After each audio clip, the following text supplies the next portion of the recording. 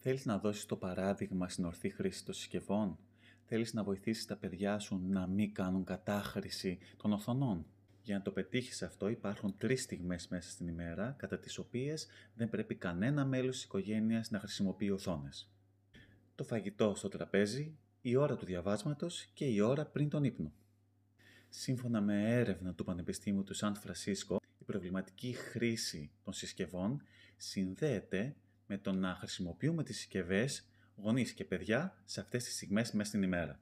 Για να βοηθήσεις λοιπόν τα παιδιά σου, αποφύγετε οικογενειακώς να χρησιμοποιείτε τις συσκευές αυτές τις στιγμές, μην δίνεις την οθόνη ως ανταμοιβή στο παιδί και μην τις χρησιμοποιείς για να ρυθμίσεις τα συναισθήματά του. Και φυσικά, δώστε χρόνο για ελεύθερο παιχνίδι στα παιδιά. Για περισσότερες τέτοιες συμβουλές, άκουσε την εκπομπή μας «Καλλιδοσκόπιο του Media All» στο Spotify και σε όλες τις πλατφόρμες και παρακολούθησε περισσότερα τέτοια βιντεάκια στο YouTube.